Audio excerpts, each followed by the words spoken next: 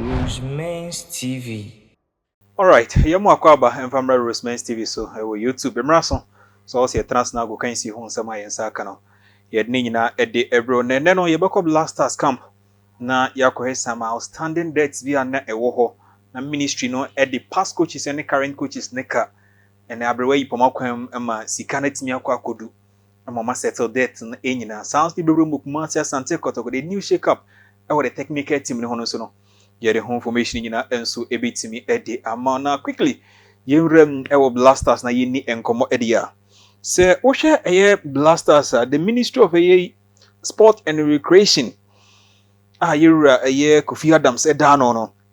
yɛtie ne sɛ wotena se na hwɛ the former coaches abɛyɛ adwuma from CK Akono ewura ba Chris Hilton time nyina na kyɛ sɛ yɛadeɛ sɛ the ministry no ɛde saa mpanyinfo yi ɛkana na ɔkaka ne nyina boma na ɛyɛ 262,000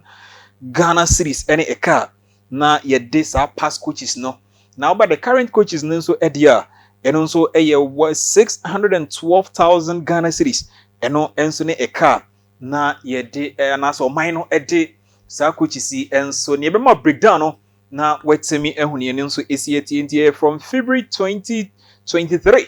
ABC the current month ye women hoka ene mpanyifo eyi ni nyina enso ede afri ho na for a contest eyade se e kan bi afri eye aban na atwam na aban dada no MPP aban so na abewuram into the current eye regime mpanyifo ahwe eyi saa kan nyina enso etimi ede afri ho na yema breakdown no ede a wo hwe the current boss ani din ede eye Otu Adoa wudi fa Otu Ado de na 6 months enie na ne yede opanyine ka na ehyaase efri October 2024 ebesi ne ene eka na oman no de eye coach ne din de Otu Ado na sa wo hwe eka ne nyina na eye $420,000 ene eka na oman no de the current coach Otu Ado eka na ofa ni assistant coach ne din de John opanyin din de Joseph Lawman so eka no eno no eye $75,000 enso ne eka na yede opanyin no wo ba eye John Pinson so area $64,864 enso ne eka na yede opanyin no ba ne goalkeepers trainer Fatau Dauda $19,459 ene eka na yede eye goalkeeper din ede Fatau Dauda na team coordinator enso eye opanyin din Francis eye Tabuli enso eye $33,000 Siyanko CK Akono nso area CK Akono kano enso so eye 20th of January ebabesi 21st of September wono so ne kanon eye $120,000 enso ne ka na yede eye CK Akono ni assistant coach no enso so David Duncan de na eye $40,000 yamfa Chris Hilton yemfa ononso ni breakdown no emfa emada Chris eka no $68,904 ene eka na Ghana ede eye Chris Hilton assistant coach George Boateng eye $20,833 ene eka na wo man no ede eye George Boateng Maswood Didi Dramani eye $12,500 ene eka na yede eye Maswood Didi Dramani into way ene eka na ewo ho ainei yewura Kofi Adams say sports minister ene wabete eye eka nyina enso etimi edi afri ho nti the past coaches ene the current coaches no eka na wo man no edi nyina no ene abrewa etimi eyi pomakwam ami eyi eka nyina enso etimi edi afri ho nti emo mpanyimfo abaso say omatimi eyi kan de afri ho enye se eye adepa say obi beye adwuma edi ama o man no na yebede neka because so far the past administration NPP apenso minister bien hono ma na katua ekam ndi se minister katua ankama adan hi na yede adwuma enso ede ahye coaches nsa na yentuo omonso eka enye adepa enye sa epapa hours na nka etimi etwa ede to ho nanso enye sia wie nti ene yi no eyade se empanyimfo atia ede afiri hono ma yembo won mabaso yebo mabaso no eno no enkyere se eye adepa a se etimi esoso ewo mai fi se won ma womo ede the various ministries ano the past administration the current administration ni na no ne etie ene se ye omo bosome so a etoma cry no makwa akoyi enti se wo ye didiu na emfa nya wo dede a I don't expect say o mindset Ghana yɛbɛfa mpanyimfo te sɛ ewu abusua ɛwɔ so wɔtumi ɛsɔɔte abusuafoɔ abosome ne ba na wie yɛ you ask yourself say how do they survive ɛwɔ this country emu wɔ abra bɛyɛ adwuma busumi nsia ɛne busumi nson ne deɛ keka ho nyina na wɔkatua ɛma ɛyɛ adeɛ sɛ ɛyɛ an eyesore enti ɛyɛ hwɛ anim sɛ ntimi ɛntoa so ebien ba nya ɛnso ɛsie na we the current one a every ɛyɛ the national team no ɛnso aso ɛyɛ ɛba yɛde mu nkyerɛmu no nso ne yɛbɔ akyire ɛnso ɛtimi ɛde ama yɛnwura mu Kumasi Asante Kotoko de coach ne din ni Karim Zito every Dreams FC ɛba no mpanyinfoɔ ɛde ma no abra ne krata so na ɛwɔ so sɛ ɔmɛyɛ the technical advisor ɛmfama the national bobokwa ne din ɛde Kumasi Asante Kotoko na wiyɛ no ɛde si nkyɛn ane yɛtie ɛne sɛ ɔbɛyɛ the technical director no ɛnam sɛ ɔba na ɛyɛ coach Dr. Prosper Nalte Ogum ɛkɔ no wɔn hyɛ akyire na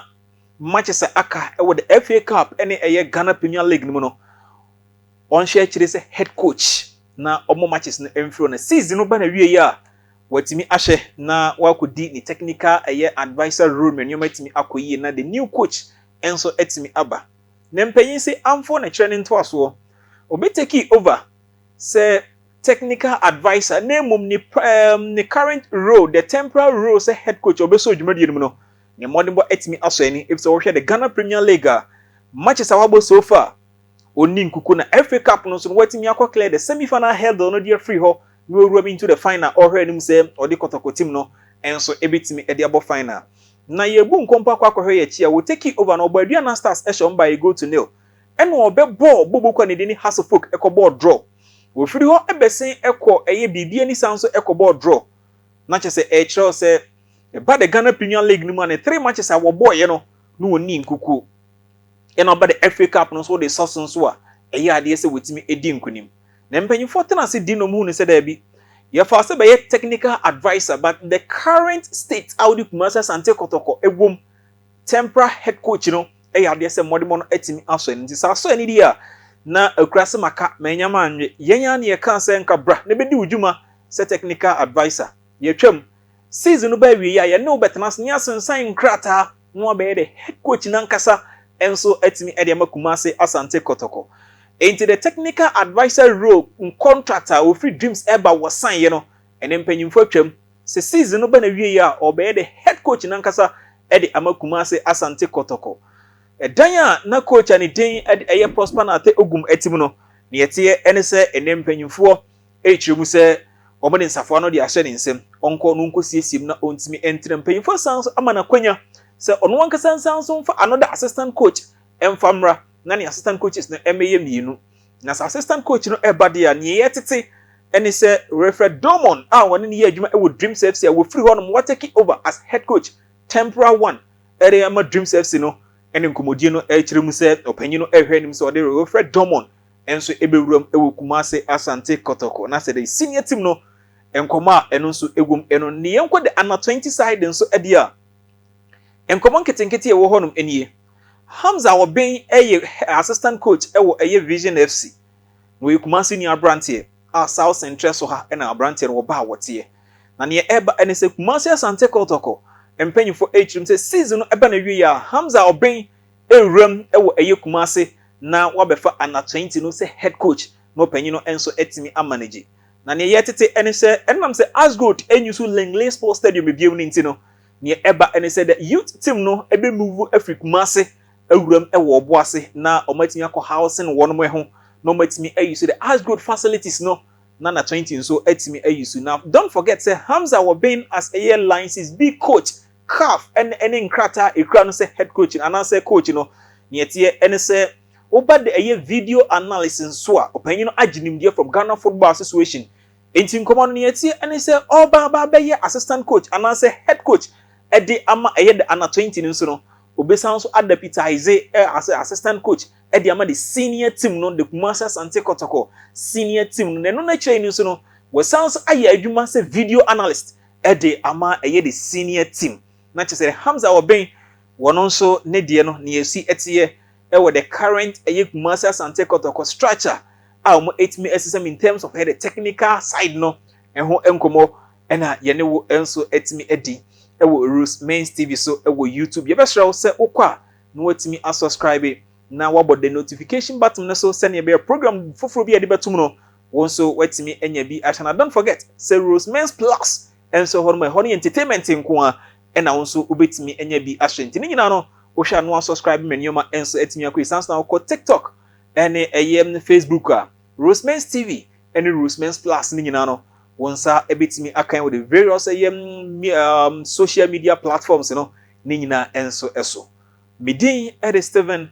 apia ene edi dwumadie no enso ebetimi edi esi